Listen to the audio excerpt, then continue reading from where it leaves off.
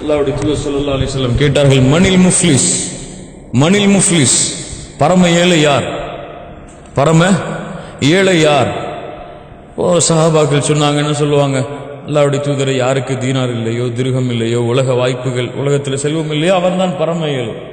அல்லாஹ்வுடைய தூதர் ஸல்லல்லாஹு அலைஹி வஸல்லம் சொன்னாங்க, பரம ஏழை அவன் அல்ல, மறுமையில் வருவான் நன்மைகளின் மூட்டைகளை சுமந்து கொண்டு, நன்மைகள் மூட்டைகள் எல்லாம் சுமக்கப்பட்டு இருக்கும்.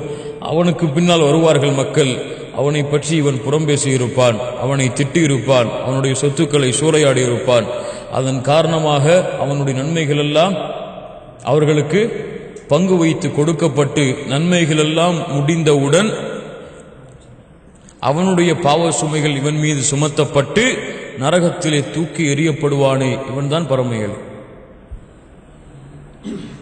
எவ்வளவு தொழுகைகள் போகுமோ பிறரை பற்றி பேசினதுக்காக, எவ்வளவு ஜக்காத்துகள் போகுமோ பிறரை பற்றி பேசினதுக்காக, எவ்வளவு ஹஜ்ஜுகள் போகுமோ பிறரை பற்றி பேசினதுக்காக, பிறரை தாழ்வாய் எண்ணினதுக்காக, பிறரை பற்றி பொறாமை கொண்டதுக்காக. அல்லாஹ் ரப்புல் ஆலமீன் பாதுகாப்பான.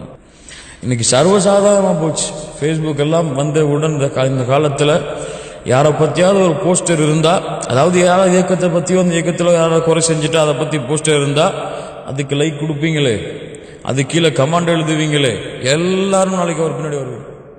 இல்லை மாஷா அல்லாஹ் பாதுகாத்தவர்கள் உங்களை சொல்லலை, பொதுவாக சொல்ல, எல்லாம் அவர் பின்னாடி லைக் கொடுத்தவங்க எல்லாம், ஷேர் பண்ணவங்க எல்லாம், கமாண்ட் கொடுத்தவங்க எல்லாம், அந்த குறைக்கு எல்லாம் நாளைக்கு பின்னாடி குறை யாருமே எழுதப்பட்டது அவர் போட்டிருக்கவே மாட்டார். அவருக்கு எங்கேயோ எந்த நாட்டிலேயோ போட்டிருப்பாங்க, அதுக்கு எந்த நாட்டில் உள்ளவங்களோ எவ்வளவோ பேரோ லைக் ஷேர் கமாண்ட் எல்லாம் சர்வசாதாரணமாக, அவர் அப்படித்தான், இவர் இப்படித்தான், எனக்கு தெரியும், இவரை பற்றி எனக்கு தெரியாது, அவர் முன்னாடியே அப்படி செய்வார் எனக்கு தெரியும், எல்லாமே எல்லாருமே லைக் கொடுத்தவர்கள், ஷேர் கொடுத்தவர்கள், கமாண்ட் கொடுத்தவர்கள் எல்லாம் அவருக்கு பின்னால் நாளை மறுமையில் நிறுத்தப்பட்டு நன்மைகள் பரிமாறப்படும். அல்லாஹ் ரப்புல் ஆலமீன் பாதுகாப்பானார்.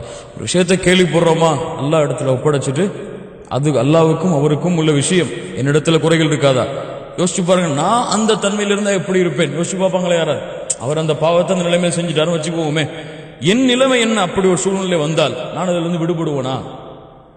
அந்த குற்றத்தை செய்யாமல் இருப்பேனா? யோசிச்சு பாருங்க தன்னை. அல்லாஹ் ரப்புல் ஆலமீன் ரசூலுல்லாஹி ஸல்லல்லாஹு அலைஹி வஸல்லம் சொன்னாங்க, யாருடைய குறையை யார் தேடி பார்க்கிறானோ அல்லாஹ் அவனுடைய குறையை தேடி பார்த்து குடும்பத்தார்களுக்கு மத்தியிலேயே அல்லாஹ் கேவலப்படுத்திடுவான். பல பேருடைய உதாரணங்கள் இருக்கு நம்முடைய சமூகத்தில். அல்லாஹ் ரப்புல் ஆலமீன் மன்னிப்பான்.